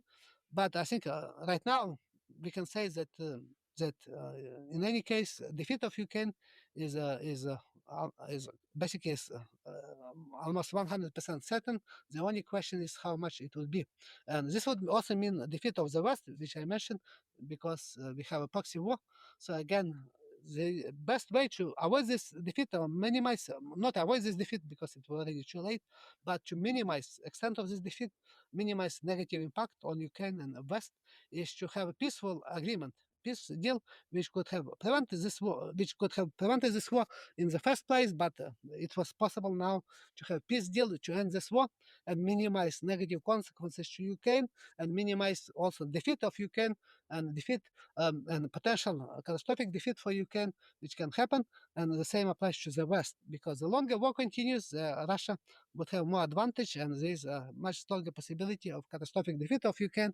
Even a partial defeat would mean that Russia would advance more, and any terms for peace deal for Ukraine would be much more difficult and much more negative compared to what was possible before, specifically in terms of a peace agreement, which was very close to being finalized in Istanbul in 2022, in April and March 2022. So in this case, I think it's clear that outcome of this war is is already certain, uh, and contrary to propaganda about Ukraine winning this war, which was very prevalent from the start of this conflict. I always said that this is a likely defeat of Ukraine, is most likely outcome of this war. The only question is how significant it will be, and I think this defeat could have been kind of avoided and prevented by having peaceful resolution of this conflict before Russian invasion, and after Russian invasion, the only way is to minimize this defeat, kind of and accept this defeat, and recognize that the longer war continues, the more negative outcome it would become for Ukraine and the West. And a peace deal would be a real possibility of ending this war and minimizing such defeat. But again, defeat cannot be avoided. And I think there is real possibility of such peaceful resolution under Trump administration, because he changed his policy of the United States, and there are negotiations taking place. But I think now. It became also much more difficult to Ukraine again, and to the West, to kind of accept such a peace deal because of personal interest, because of vested interest of politicians like Zelensky and Western politicians in the European Union, specifically because they supported this war. They kind of their future, political future, depends on continuing this war. Specifically, Zelensky, his power depends on kind of on this war, and if he would lose power, he would lose. If he would, if the war would end, he would likely lose his power, and might have been and could have been also and this possibilities that he could be persecuted, or even would be exiled from Ukraine, or even more significant negative casualties to Zelensky. So in this case, there are also people in the West and in the Ukrainian government who do not want to kind of peaceful deal, because it would have negative consequences to them personally, to their political forces, to their power.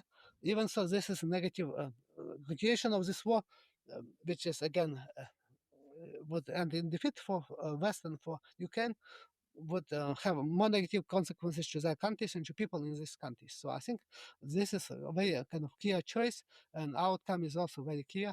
Even so, there was a propaganda which denies this kind of, and Taichu still argues that you can win this war, or there is a stalemate, or that Russia could be defeated. So I think this is kind of situation which is now need to be admitted, and admission of this outcome would be, I think, very important kind of. And I think Trump already stated this, that he also believes that Ukraine is not going to be able to win this war for the reasons which I described. So I think this is important to recognize this, and avoid negative consequences, which is already kind of there, and it would be still not possible to kind of reverse this outcome, and restore lives of many people who were killed in this war, which could have been easily prevented and avoided. How would a realistic peace deal look like? I think a realistic peace deal would most likely be based on most Russian demands, because Russia is winning this war, so it would be able to dictate peace deal terms. Not all of them, again, not all Russian demands would be accepted, but I think key demands would be already accepted and would be part of such peace deal, which would include basically no NATO membership of Ukraine. This is was also admitted by Trump, who said that he offered Russia to kind of to recognize that Ukraine would not join NATO. So this is already admitted by Trump, and this was key demand of Russia. Another demand is neutrality of Ukraine, which is, I think, can be linked to NATO membership, but it's not equivalent, which would mean that there will be no Western forces, no Western military, including peacekeepers, by Western countries deployed in Ukraine, because this would mean that Ukraine would not be neutral country. So in this case, I think neutrality also a key demand, and it would be likely part of such peace deal. Another kind of issues would be basically recognition de facto or de jure again, but I don't think de jure, but de facto recognition of Russian control or Russian annexation of Donbass and Kherson and Zaporizhia region. But I think most likely this would be only kind of a part of the regions which are controlled by Russia or occupied by Russia or kind of already annexed by Russia, with exception of parts of these regions which are controlled by Ukraine, because Russia demanded all these regions in control of kind of in borders of Ukrainian regions, including parts of these regions which are controlled by Ukrainian forces and Ukrainian government. But this is not very likely. But I think this will be also part of a peace deal. The only question is again, what will be a Russian kind of control over these regions, and how much Russia will be able to occupy or take control over these regions before such peace deal would be finalized and accepted, because Russia slowly takes control over parts of Donbass and some other regions of Ukraine. Um, so Russia advances, but this is now a slow advance, but it can escalate into a bigger one if war continues and Ukraine would lose United States military support. So I think these are key elements of such peace deal. There are other elements which will be included, for instance, security guarantees from the West, which is not likely to happen. There is also issue of demilitarization, kind of Ukraine, which is I'm not sure if it would be. If Ukraine would accept this, which can be kind of result and I think accepted by Russia. I think another issue is basically kind of a role of far right formations like Azov, which is Russia claims this is denazification of Ukraine, but I think again this is kind of would be a major issue, far right and Nazi organizations, if this would continue or not, because Russia claims that Ukraine is Nazi state, but even Ukraine is not Nazi state, but there is a real and very influential and powerful far right movements, and including open neo-Nazis, which now have control over their own military formations and have power to overthrow Zelensky and block any peace deal, as they did this before. So in this, I think, case, this is, I think, major terms of such peace deal, which will be already, I think, were close to being finalized in Istanbul agreements, in peace deal agreement in spring of 2022, but were blocked by the West. And now, in addition to this, you can, with the exception of control of Russia, of kind of territory of Ukraine, which now Russia would demand again Ukraine to recognize in any peace deal, and Trump already kind of offered to basically a peace deal proposal which would recognize Crimea as de jure as Russia, part of Russia, and de facto would recognize Russian control over occupied parts of Donbass regions and also over parts of Russian occupied Kherson and Zaporizhia region along front line, with exception of some territory of Ukraine, which would be returned again from Russian occupation to control of Ukraine in Kharkiv region and Nikolaev region. So this is, I think, already recognition basically of potential key elements of such peace deal, which can be again accepted and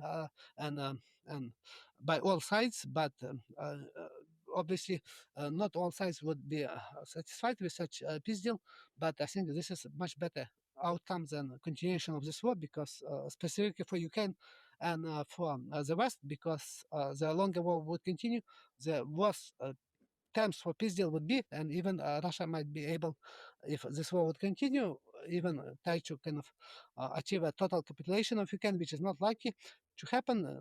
Russia would not be able to occupy entire territory of Ukraine, but it would be, I think, able to dictate much harsh conditions in terms of any peace deal if the war would continue, and Ukraine would not be able to resist because of a lack of Western military support and because of war of attrition, which would be again would have a cascading negative effect on Ukrainian ability to resist and continue fighting against much more powerful Russian forces. Why is it that the Russian why is it that the Trump administration seemed to have a much more reasonable approach to the conflict than the previous administration? Why? I think this is based on American policy, kind of a Trump policy. He kind of because even Trump policy in terms of ending this war, he made ending of war in Ukraine a key part of his election program. And after he was elected and become president of the United States, he tried to actively promote peaceful resolution of this conflict, which was in contrast to policy not only of Democratic Party and not and specifically Biden administration, which was kind of just trying to use Ukraine in proxy war with Russia, but this was also against kind of dominant views of his own Republican Party, because in U.S. Congress, Republicans basically supported all the policy of Biden administration in U.S. Congress.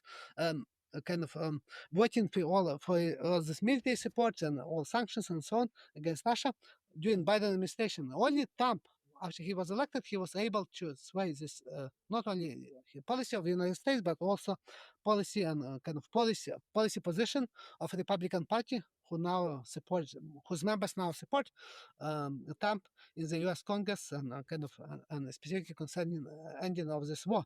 So I think this is just Trump. This can be credited to Trump because of his kind of one perspective on his personality and also his kind of views, in which he says that the United States needs to focus on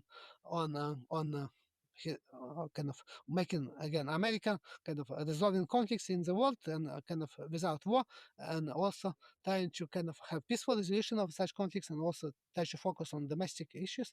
So he kind of in this case he is much less militaristic and kind of an how to say pro-war compared to even Republicans and especially compare also to even compared to European Union leaders of European Union countries like Macron and British prime ministers and German chancellors, and compared to even heads of European Union, and also compared to kind of Biden administration. So I think this is just personality of Trump and people whom he selected for his administration, like his vice president Vance and like Elon Musk and others who kind of who try to end this war.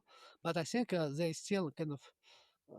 I'm not sure if they would be able to succeed because there's still opposition to doing this, and there's kind of and already there's signs that Trump is not successful in his promise to end this war again in one day after his inauguration, and also even 100 days. So I think it will be a very tough conflict to end this. Specifically, Trump can also change his view and change his policy, but I don't think that he would try to make this war his own war, because he calls this Biden war, and this is another reason why he wants to end this war, because he just tries to distance himself from this war, which was kind of supported by Biden administration, and he kind of he defeated Biden, kind of, and later kind of Kamala Harris, who replaced Biden, kind of in elections. So this is why he tries to distance himself from this conflict, and I think this is kind of real possibility that Trump would have significant effect on peaceful resolution of this conflict, because otherwise this war could have continued. But I think still there is possibility that he would fail and the war would continue, but not very long, because without United States support, without Donald Trump supporting Ukraine with new weapons, with again intelligence and so on, Ukraine will not be able to resist Russia for very long time. So this is, I think, the issue is that Trump has a key kind of leverage on Ukraine, specifically using support of Ukraine and using client state of Zelensky, client status of Zelensky to make Ukraine kind of to accept a peace deal, um, to accept peaceful resolution of this conflict, and he already proposed such peace plan, and I think this is a real possibility that the war would end under during Trump administration. But again, there is no certainty in this case, because now Russia wants to continue this war again, because they are winning this conflict unless Trump and unless Zelensky would accept Russian demands. Again, they would. Again, they have incentive to continue this war, because winning, Russia is winning, and again, Zelensky does not want to accept this peaceful resolution, because this would mean that he would lose power, and this also position in the United States, democratic opposition, and potentially Republicans also might change their view and support continuing this war. Again, which is not possible, even so it's not possible for Ukraine to win this war and defeat Russia. But again, this is just a part of policy.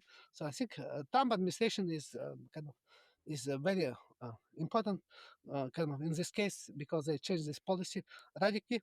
But the question is still if they will be able to succeed in ending this war. And again, I was hopeful that this will be a real possibility, and there's still a real possibility of doing this. But the longer they are not able to do this, the longer kind of become the longer odds kind of becomes that this war would continue.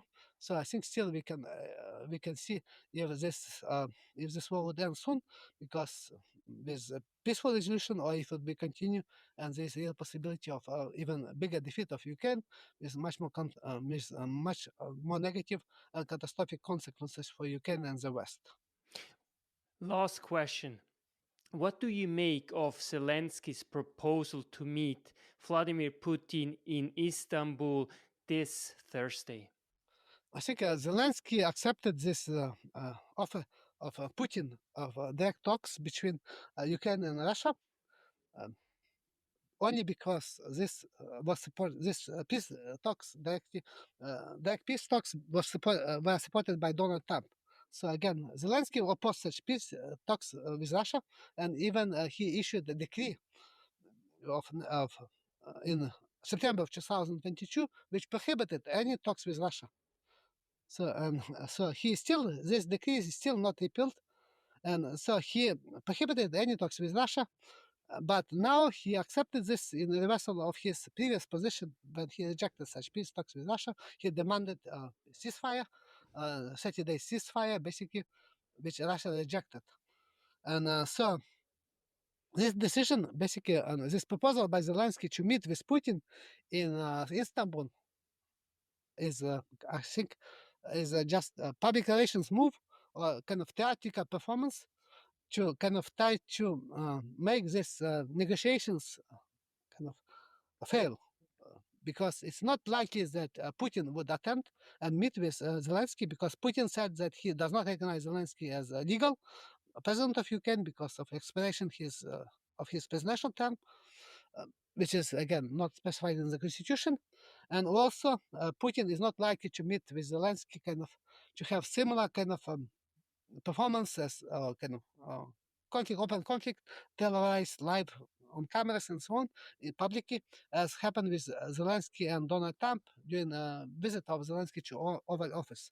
So this is kind of a tactic by Zelensky, basically used to kind of to make this negotiations public and to kind of present himself as kind of as still as in charge and still winning this war and so on, for propaganda reasons or for personal public relations reasons, which he had done since the start of this war. So instead of kind of kind of trying to resolve this conflict, he uses a variety of tactics to continue this war by basically accepting this direct peace talks with Russia, but making these conditions are not realistic, by saying that he only would meet with Putin, and this would mean that he likely to reject kind of other members of Russian delegation, which Putin said that he would send. But I think this can still change if there's an involvement of Donald Trump, because Donald Trump said that he might go to Istanbul if there will be a meeting between Zelensky and Putin. So there's possibility that there might be some late-minute talks between Putin and Trump, in which they might agree for some kind of peace deal, and then there's possibility that Putin will attend this peace talks if Trump would be present. But I think otherwise, still, I think it will be kind of. I'm not optimistic that such talks between Putin and Zelensky will take place for the reasons which I mentioned, but also because typically peace talks would require fast negotiations between delegations in which you have all the agreements basically signed and agreed before meeting between leaders of the countries. So first you need to have negotiations to have text of agreement or kind of or close to being finalized, as happened in Istanbul, because there was a real possibility of meeting between Zelensky and Putin in spring of 2022 to finalize agreement, which was already negotiated between Ukrainian and Russian delegations after several rounds of negotiations, and you have a written document basically, which was initialed by Ukrainian side. So there was already such agreement. In this case, in the case of now talks between Russia and Ukraine, there are no such written text of agreement which would have been accepted by both Russia and Ukraine. So I don't think this is like a real possibility of Putin and Zelensky meeting and ending this war.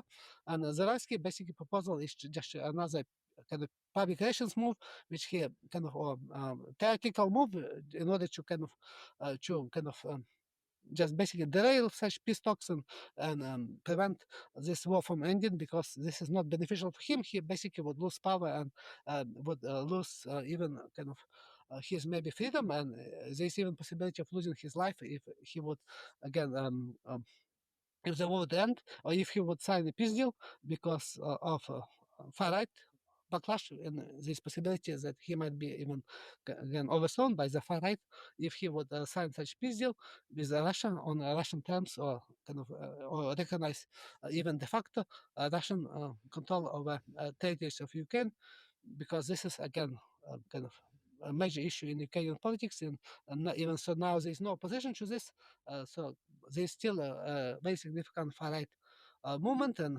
now they have control over military information, so they can overthrow Zelensky if he would again go against their own views and their own kind of ideology.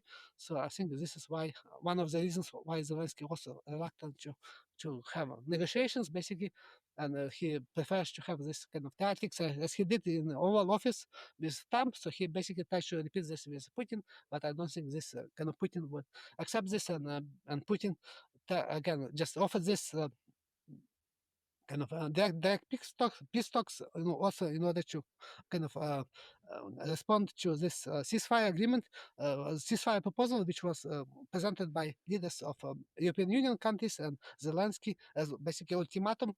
And so this is basically each side now does this publicly, and typical peace talks to end the war happen in secret, and this is, I think, very negative, has a negative impact when you have all these public statements about peace talks, because kind of real peace talks would require quiet and kind of secret, kind of to be negotiated in secret, and only later publicized when this agreement basically will be ready, because otherwise it will be very difficult to achieve any peaceful resolution of any conflict if you have public discussion about various elements of peace talks and who would be present and what kind of agreement would be involved in each case, because this is obviously has negative consequences to each side. So that's why kind of I'm skeptical that this proposal by Zelensky would mean a real meeting with Putin and ending this war, unless there is some kind of involvement of Donald Trump and there is a real kind of agreement between Donald Trump and Putin. And I think this is still the most important positions. If they decide to end this war, if they decide to have agreement, they can then Trump can force Zelensky to accept such agreement, and then we can have possibility of a peaceful deal. But I don't have any such information that there is such possibility right now. Professor Dr. Ivan Ivan Katchanovski, thank you so much for your deep insight and being truly a blessing to myself and really to the world. Thank you. Ivan Katchanovski. That's why knowledge matters.